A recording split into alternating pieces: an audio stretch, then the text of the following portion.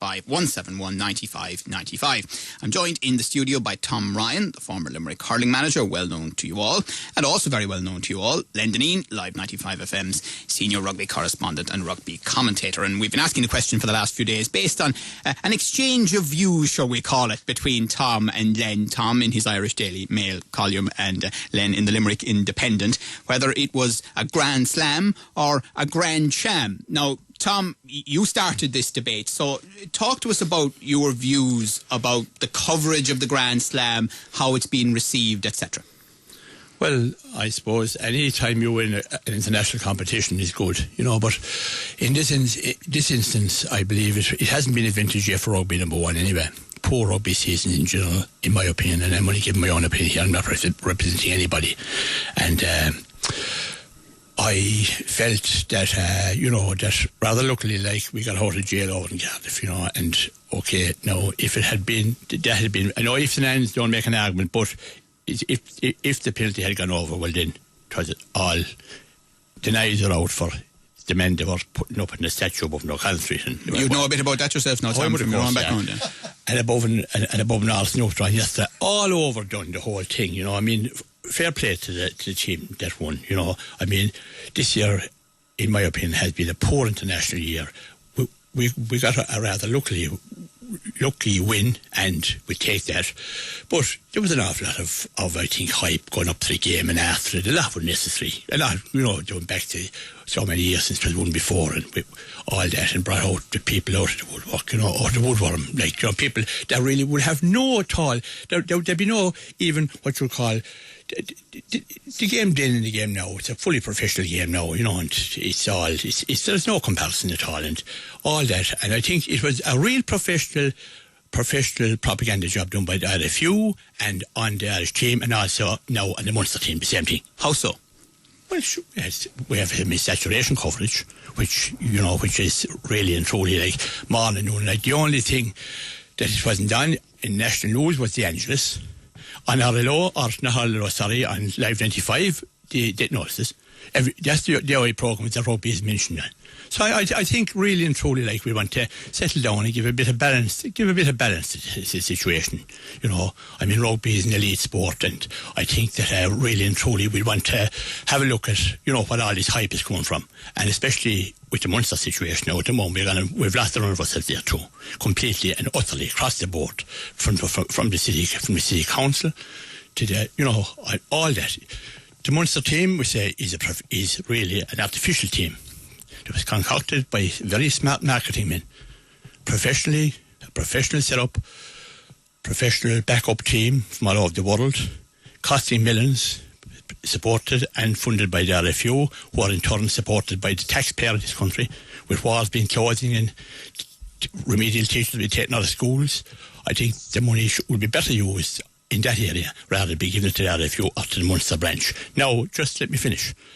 To prove the point about this, about the success of the selling of the Munster brand, I was in Kildimo on Sunday, and there's a big Munster banner, outside the church in Kildimo. I said to myself, they're winning, they're marketing people, the people that are running Thomond Park, the Munster branch, they are great people because they have a lot of people now on board. People that wouldn't know a ball whether it was stuffed or pumped are now on the Munster trail. And actually, in fact, what's Munster?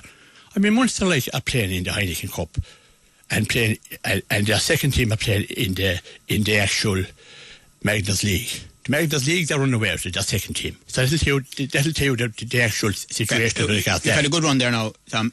Len, there was a lot in that, but effectively the Grand Slam wasn't all it was cracked up to be, and Munster is an artificial creation of the IRFU marketing men. Well, first of all, I'd agree with Tom in as much that the Grand Slam, there weren't, France had a bad season, but the French can put out 3 teams, and it all depends on what French team turns up. It was a very close affair against Wales. Wales won the Grand Slam the year before, and they played some brilliant rugby the year before. But Ireland have won their first Grand Slam since in 61 years. And I think that's cause for celebration. You know, I know Limerick won their last All-Ireland hurling in 1973, and if Limerick won the All-Ireland last year, it would be huge cause for celebration.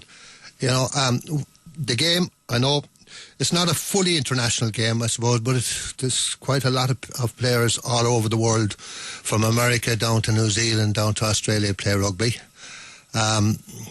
You could argue about how many hurling teams are out there could win the All-Ireland League, and really you'd have to say there's no hurling championship in Ulster, there's no hurling championship in Connacht, but, you know, I rejoice when Limerick do well in the hurling, and I presume all rugby people do as well.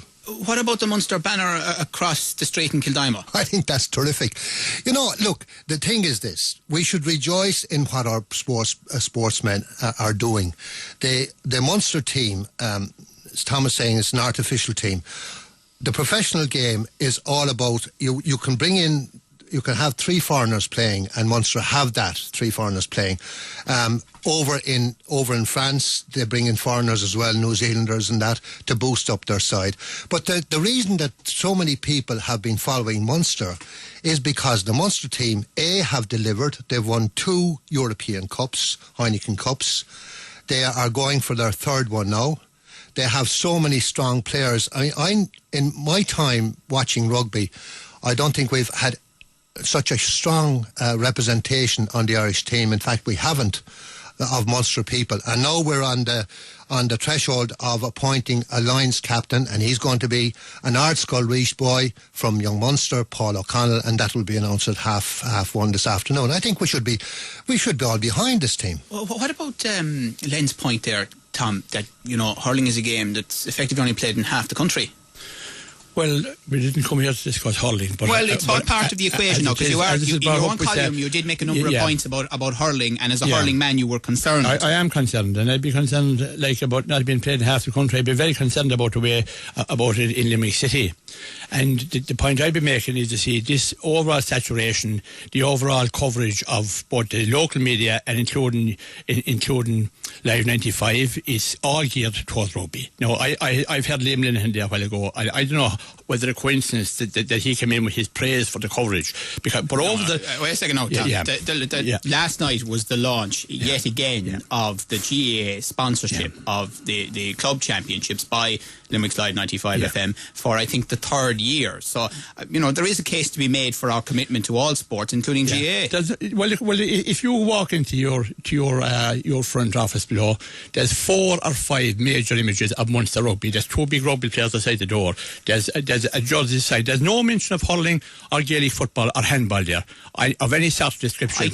I think we did 38 live GA commentaries last year. Well, I can understand more than that. we've ever done I can before. So that. Maybe you're not just listening to the radio. No, station, I am listening to you. I do listen to quite a lot, actually. We're glad to hear that. I listen to quite a lot here. But you see, when to get a chronology out of it, like, you see, I mean, this station to me is promoting rugby all the time. Now, that's detrimental to hurling in the inner city, and the facts of that are there.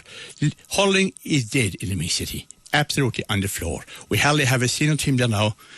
We have all our underage teams. A lot of our clubs can produce even underage teams. Now, okay. Well, you see, the marketing strategy and the policy of the Munster branch and the Munster team and Truman Park set up out there, and all the local media here feel that they have to be all the time geared on Munster rugby. You can't talk to them about only it's all about Munster rugby. I don't know where these people came out of, like, because there was 26,000 there last Sunday, or last for the same time Connacht. Under normal circumstances, there wouldn't be 100 to see Connacht playing, like. So, I mean, the marketing people, they got it right with the tickets for sale and the duplicating the tickets and all that. All that, you see, is anti-GA. It's geared to let the rugby to dominate. And you can take that into our colleges and our schools in Limerick City. All your big colleges, no GA, no hurling.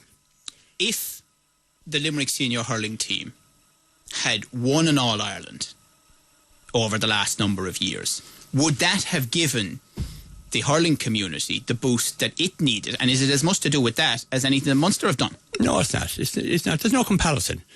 Hurling is an amateur game. There's no reward for hurling. You play for your jersey, you play for your county, you play for the love of the game. It's our national game as well, which is a disgrace that way it has been ridiculed and put to the sword by our famous colleges here in Limerick, run by our religious orders with their West Brit accents and most of them. Hang on a second now, let's not get into that. Just let's have the facts. This is the fact of the matter. You invited me in here to talk about this. I'm